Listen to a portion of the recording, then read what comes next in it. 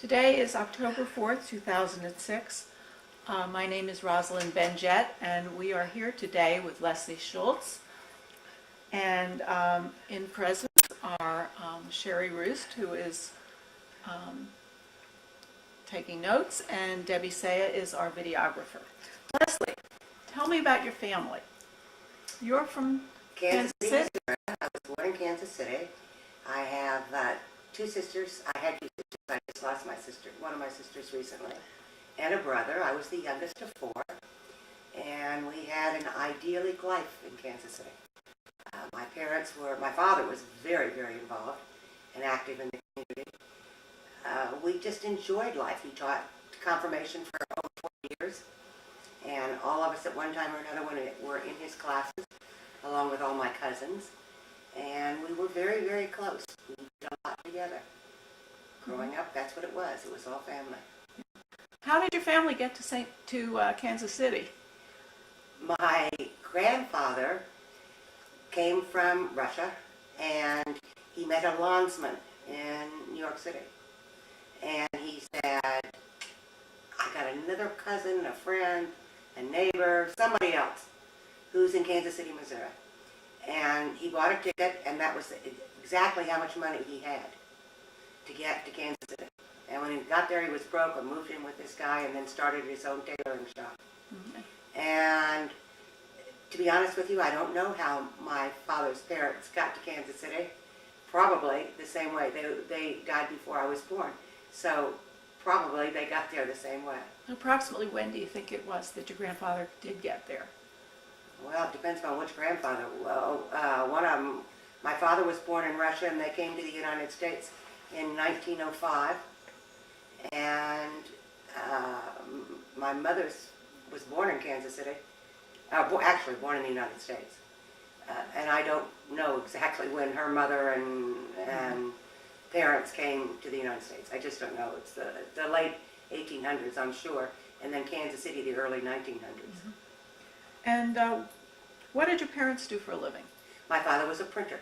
Mm-hmm. He was the major printer for Hallmark cards when Hallmark first started in business.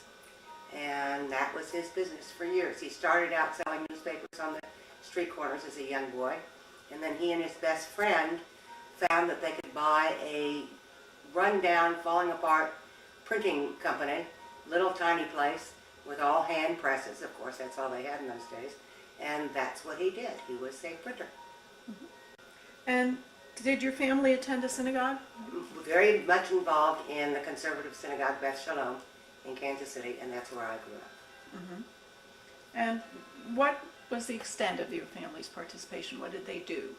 Oh my goodness, my father was president of everything in Kansas City. Every Jewish organization, every synagogue, the old folks' home, B'nai B'rith. There wasn't anything in the Jewish life that he was not involved in. As a youngster, he was a tremendous basketball player, and as he got older, he was the coach for all the YMHA basketball teams.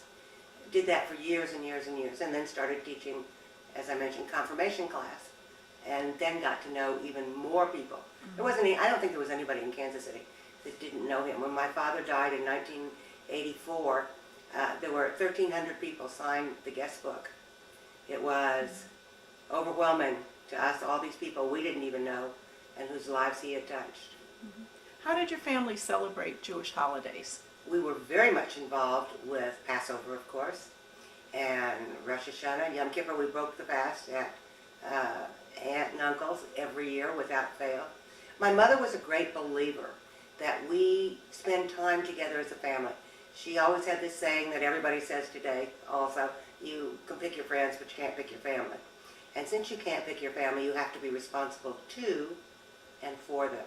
So from the time I was born, every year on Christmas Day, our family got together. And she chose Christmas Day because it's the only day nobody was in school and none of the men were working.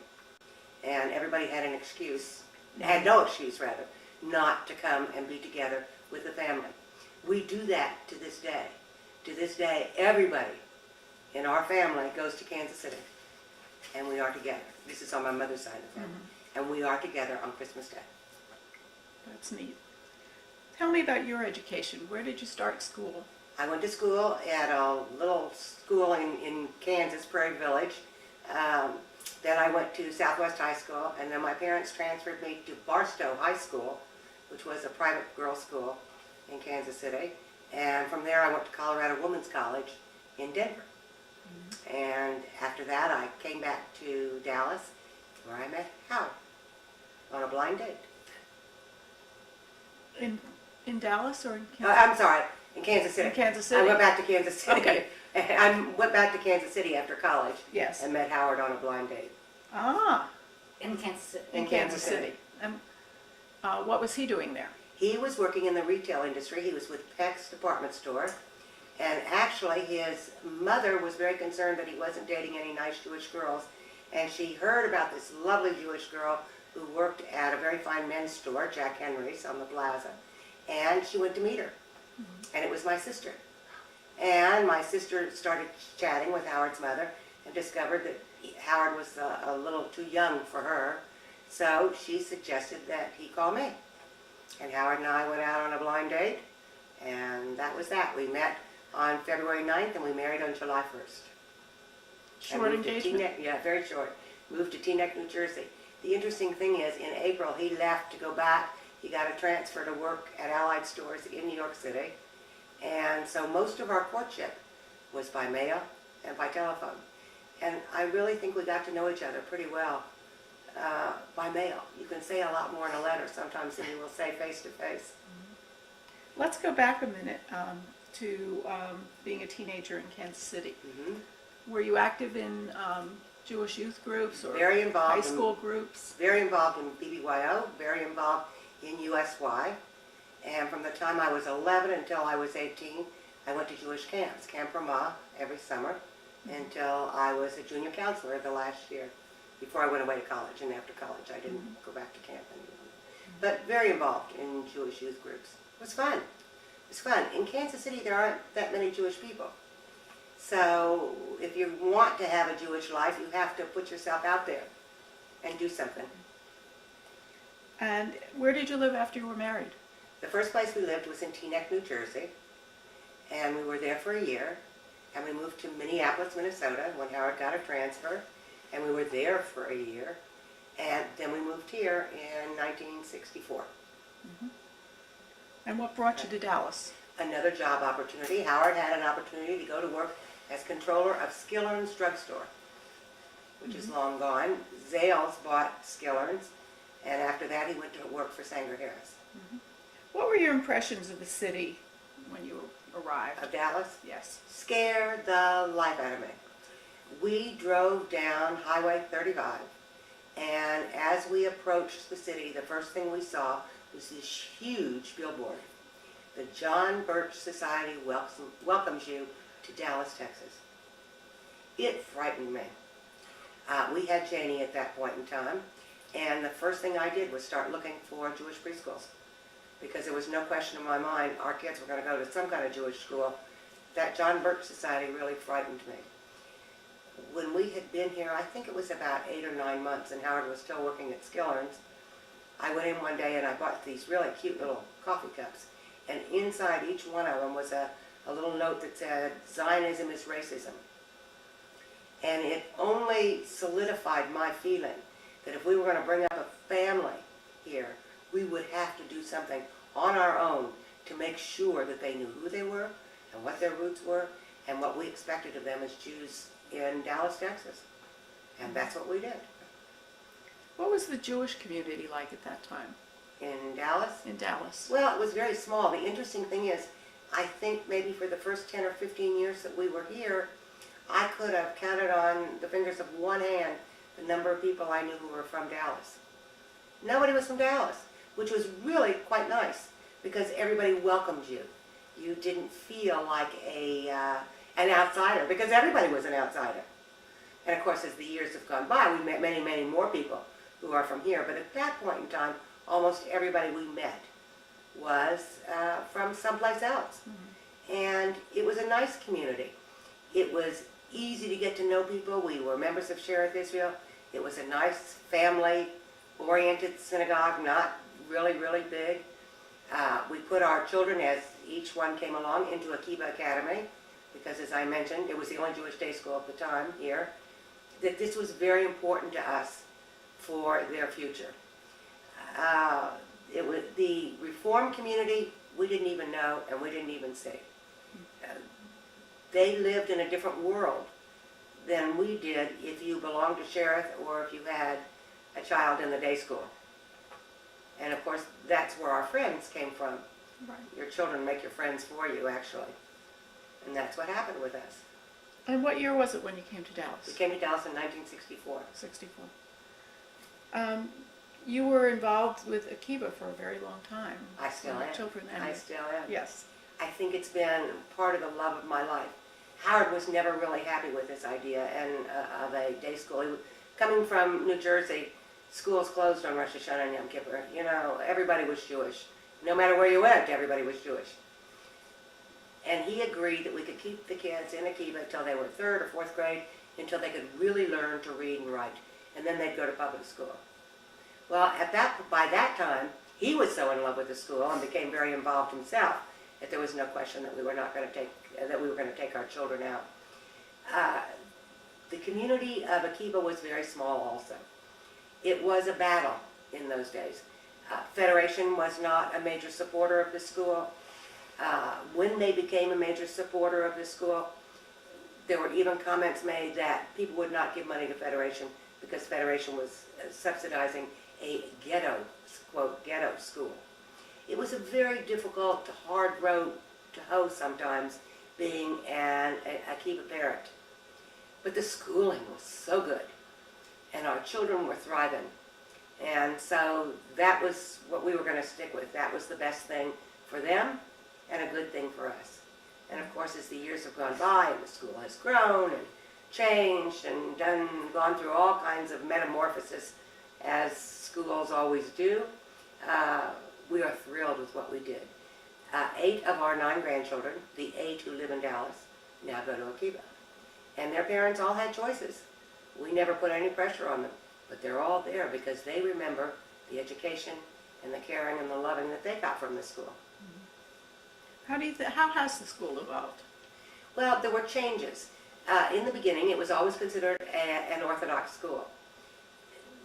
Then we had an influx of, I don't want to be rude, but ultra-Orthodox, who wanted to change the school and move it much further in one direction than the majority of the parents were willing to do. And fortunately, they decided to start their own school. And we lost a good 100 students plus. And then we went back to our roots, back to what it was. Now it's called modern Orthodoxy. That's how the changes came about in the school, because of the needs of the parent body. And so when the Ultra left and started their own school, we had enough left to keep this core group growing. And of course now the school is just going crazy with enrollment. It's doing very, very well. When the new school and the new campus came into being, you were tremendously instrumental in funding it and nurturing it. Can you tell us a little bit about that? One of the things I learned from my father, right at his knee, is sometimes you have to step in front of the process to get things to happen. And Howard and I talked about this. The school needed a new building. It needed a lot of work. It needed a physical plant that befit the education they were trying to give the students. But the board of directors was having a very difficult time trying to decide how to do that and whether to take the risk. It was very expensive. And would they have enough commitment from enough parents to be able to fund it, not just to build it, but to maintain it? And the discussions were going on and on and on and on and on. So Howard and I decided to do just what we had learned, step in front of the process. And we bought the land where Ola Pedrita was. And we offered it, free and cleared of the old building, of the Ola Pedrita building, to Akiba Academy, on the condition that they maintain the rules of modern Orthodoxy that they had started with, and that Yavna Academy could also be on the same campus because they were in the same position. They had moved around from place to place for several years, never having really a basic home. They were in portable buildings at this point in time. They needed a site also. So we really just jumped right out in and said, if you want it, these are our only requirements. Torah Umada, Torah and science, yesterday and today, follow those kinds of rules, and both schools being on the same campus, and it's yours. And they accepted. And that's how this new campus came about. Mm-hmm. Now let's go back in time a little bit. And while you were in Dallas with your young children, and your husband started his own business. Yes, he did. It was a very scary time. He will tell you more in his interview, but from my point of view, it was petrifying. We had a lovely home over on Meyerwood. Our life was going along just beautifully, and he lost his job. And we had major decisions to make. First, where was he going to find another job? And we needed to be prepared to move quickly if he did find another job out of the city. So we sold our home and the majority of our furniture and moved into a little 3-bedroom duplex just a couple of blocks from here. And Howard was having a very difficult time finding a job.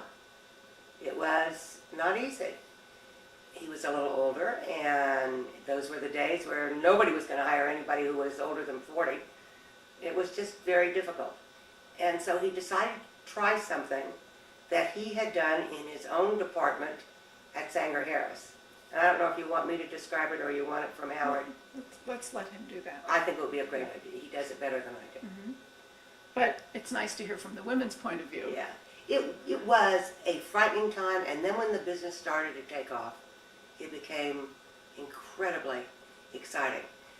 For me, different than Howard. Maybe it's typical of most men, but they judge their success on the amount of money they make. For me, it was more and more men in their 50s and 60s getting a new lease on life. And you would see them, these regional managers across the country and then across the world, who would start out kind of hangdog. And in the first meetings, you know, there's a bunch of guys sitting around with their shoulders down and not very happy. By the second year, shoulders were back, head was up, there was a lot more laughter. You just saw the change in an opportunity, because they were given an opportunity and they succeeded. And it was just a joy to watch. It was just marvelous for me. I loved it. And did you help in the business at the beginning? Well, in the beginning, I did. I wrote a lot of the claims for Howard. He checked everything I did. It used to drive me crazy. But I did that. But with the kids and his travel, it was getting to be too difficult for me. So they hired more and more and more help, and thank God he fired me and I quit on the same day. And let's go back to the kids, because we stopped with Janie. Right. After Janie, we were told that we could not have children. And so we adopted a beautiful boy, Danny, who's the light of my life at this time. Maybe it's typical of most men, but they judge their success on the amount of money they make. For me, it was more and more men in their 50s and 60s getting a new lease on life. And you would see them, these regional managers across the country and then across the world, who would start out kind of hangdog. And in the first meetings, you know, there's a bunch of guys sitting around with their shoulders down and not very happy. By the second year, shoulders were back, head was up, there was a lot more laughter.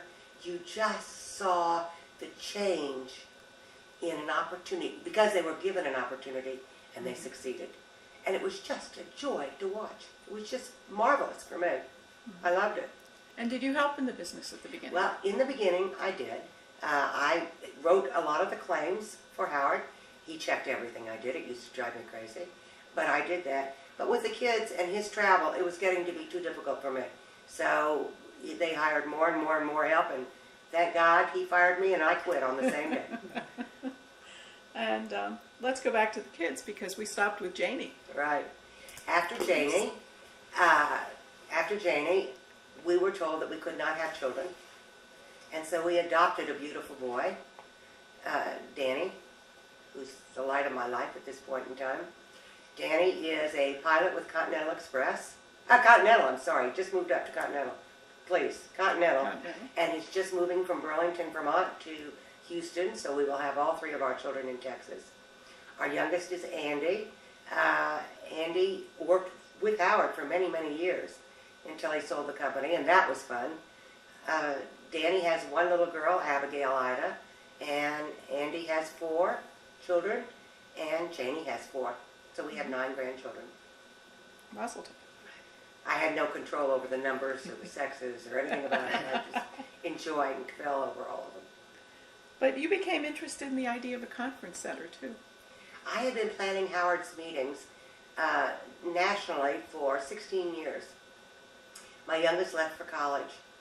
I was bored.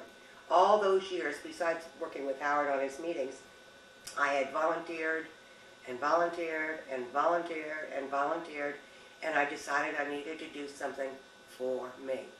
And what did I know intimately was the small meeting business.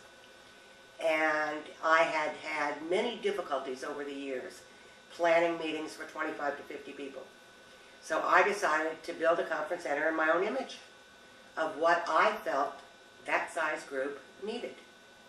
So I spent a year and a half proving it to the powers that be. That means Howard and investment people and hotel people and anybody who might be working with me on this, proving that it could be successful. When they agreed, then I spent another year and a half finding a piece of land, which I did, an hour from the airport, and we built a Western-themed conference center, Garrett Creek Ranch, and we named it Garrett Creek because it's on Garrett Creek. Mm-hmm. Besides which, we couldn't figure out any names that Schultz sounded good as a conference center, so Garrett Creek sounded better. And now it is my 4th child. We have 50 rooms. We take 100 people in double occupancy, and we are doing very, very well. And of course, it's a pleasure for me now because Janie is taking over my position, and it's fun to train her and work with her. And what might we expect if we went to the conference center for a historical conference, say? Well, you should. And in fact, I'd be delighted to make a meeting for your board, whether you want a day or overnight, let me know. What you will find is individual personalized service that is incredibly flexible. So that if, for example, your morning meeting is going so well that you don't want to break for lunch at your scheduled 12 o'clock time, it's not a problem. We'll change it to the time that works for you. You will find that if you want to eat, meet, or greet, you must go outside. You must walk from your room outside into the main building where the meeting rooms are, where the dining room is, and where the lounge is. You will find windows in all the meeting rooms. It's a very casual, laid-back, professional atmosphere. I mean, we have all the top, anything you would need in the way of AV equipment, and we're wireless, and we've got it all out there to support your meeting. But we have the unusual that you wouldn't expect. For example, being able to go outside. We have night lights in every bathroom. I don't know how many times you've traveled that if you travel a lot, you can't find the bathroom in the middle of the night. So we put night lights in every bathroom. Things of that nature. We've tried to eliminate the problems that I had. Our meeting rooms are all separate. There's no common walls. So you're never going to have to worry about noise bleeding in from one to the other. We also have a lot of meetings outside. I don't know when the last time you sat in a pecan grove and had a meeting, but it's a lot of fun. It's very nice. Broadens your horizon, makes you think a little differently. Mm-hmm. And what vision do you have for the conference center in the future? Oh, I just want it to get better and better and better and more full. We've just finished remodeling 26 of our rooms because it had been 18 years and it was time to redo them. They're exactly the same as they were before, just fresh coats of paint and a few more new pictures on the wall and things like that. But we're just really doing well. We're just on the cutting edge of everything. What other causes are you passionate about? Jewish education. No, that's not fair. Yeah, Jewish education. In all aspects. In all aspects. Whether it's adult Jewish education. I'm passionate about Melton. I think it's one of the best things that's come along in the last 50 years. I applaud Florence Melton for her vision and her desire to open this up, a whole range of knowledge and information to a whole group of people that would never have taken advantage of it. We've been very involved in a program called DELIT, which is training people who want to change and go into the educational field, change from whatever they've been doing before. And we train them to be not science teachers or math teachers or English teachers, although that's what they may want to be. We train them to teach from a Jewish point of view. So, for example, I was watching one of the training sessions and they were talking about numbers and counting for little children. And so what was the example they used? Let's talk about Noah. 2 by 2 by 2 by 2. Let's add up the twos. And then they went into a science lesson and started talking about the animals that went on the ark. And so they try to give a Jewish perspective to every facet of education. Now, are the people who go through the program Jewish necessarily? Yeah, they're all Jewish. Yeah. They're all Jewish. They're all Jewish. And they're going to be placed around. They are being placed. This has been going on for 4 years now. They're being placed around the country. We don't have anybody yet here in Dallas, but we will. We will have a DELIT fellow, is what they're called, either at Solomon Schechter or Akiba in the near future. I'm sure of it. And where do they receive the training now? There's 2 places, one at Brandeis University and the other at HUC in Los Angeles, University of California, HUC Center. So that's exciting. That's fun. Is. And of course, between Akiva and Yavna, we're major supporters of Solomon Schechter. We just believe in education in all of its forms and formats. I think a lot of that came from my father being a confirmation teacher. And I never, ever at any time saw my father without a book in his hands. And it rubs off. It just carries through. What suggestions might you make to other parents regarding their children's Jewish education? Don't let it go. One of the most exciting things you can do, whether it's a synagogue school, a day school, I guess that's the only kind of schools I can think of at the moment, preschool, whatever it may be, learn from your kids and let your kids teach you what it is that they're learning in school. But you've got to stay up with them. So you've got to keep up your Jewish education at the same time.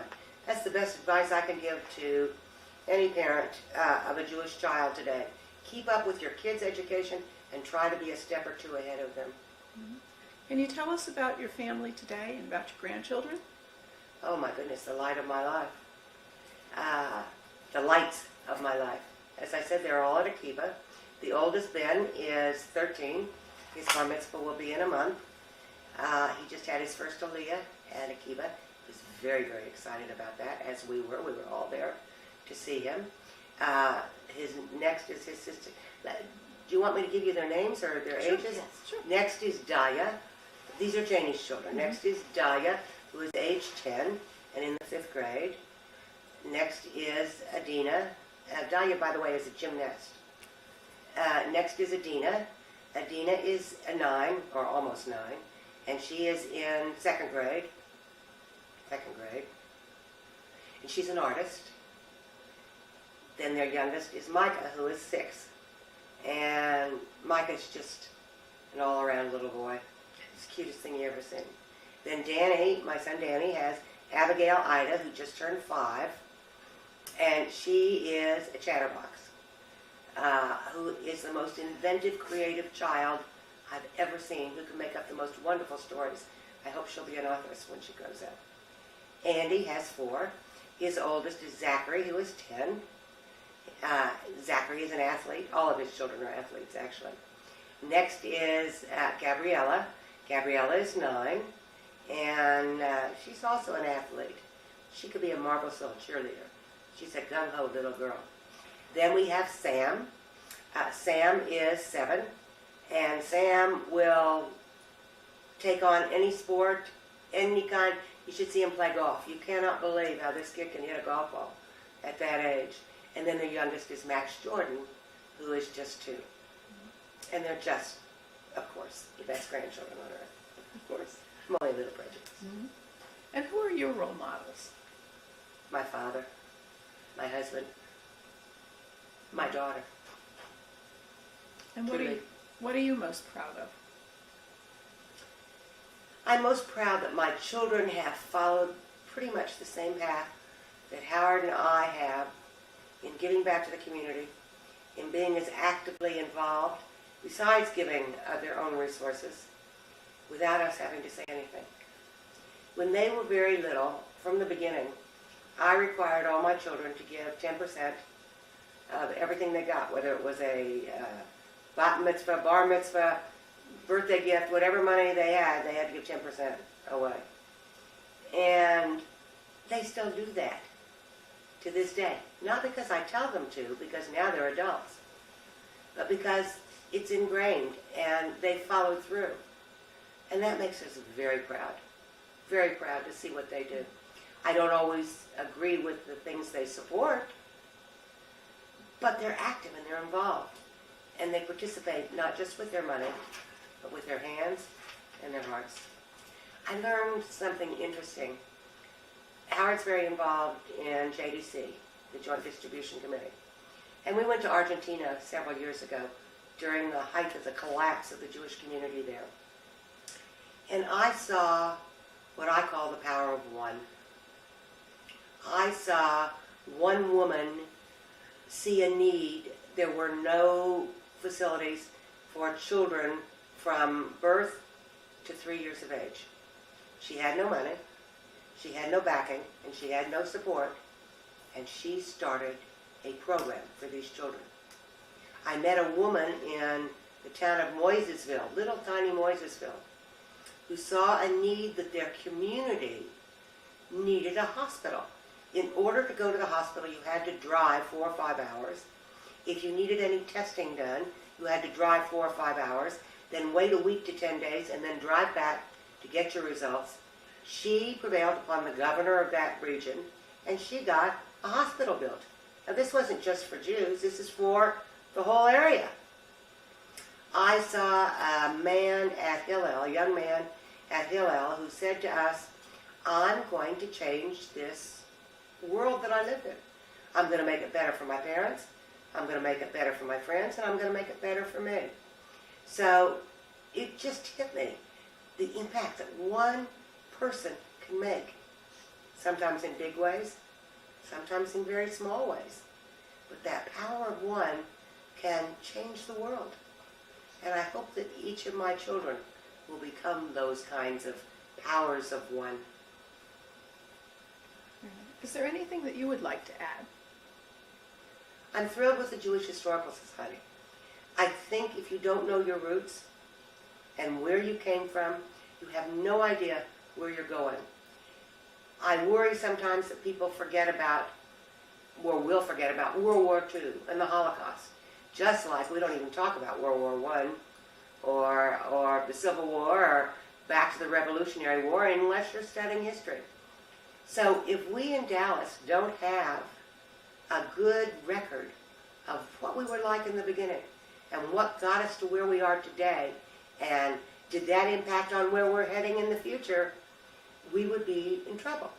So the Historical Society really has a major role to play in this community for yesterday, for today, and for tomorrow, for all of us.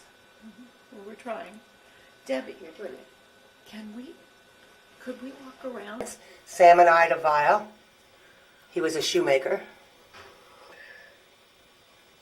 And up here is my mother's parents, Sarah and Sam Wengrover, on their anniversary, their 60th wedding anniversary, with all their children and grandchildren.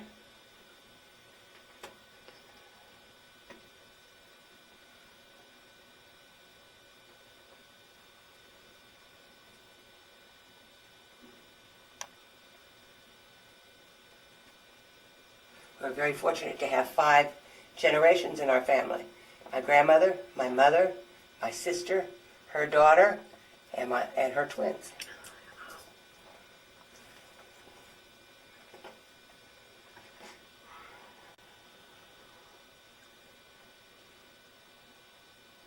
That we get together every year on Christmas Day. Right. These are pictures, we take a picture every year. Here's 1968. I mean, they're all over the walls. And they've been such fun. And this is our family, my mother and father and their children and grandchildren and great-grandchildren and great-great-grandchildren. And we have such a good time with it.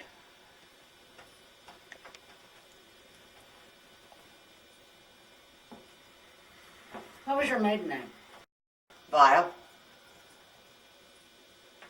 Hard name to grow up with. Was it spelled V? V-I-L-E. Very difficult to grow up with. But we were all so proud of what my father did that we walked around like this, you know, our shoulders back.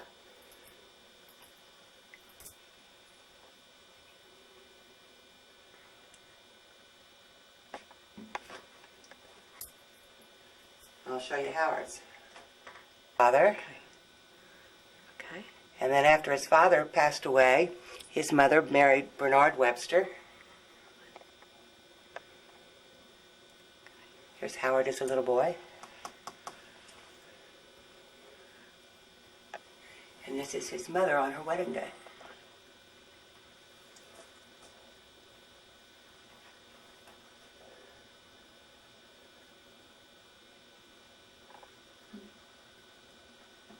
But what I love is the first time I wore it, see the blue flower up there? It's all handmade.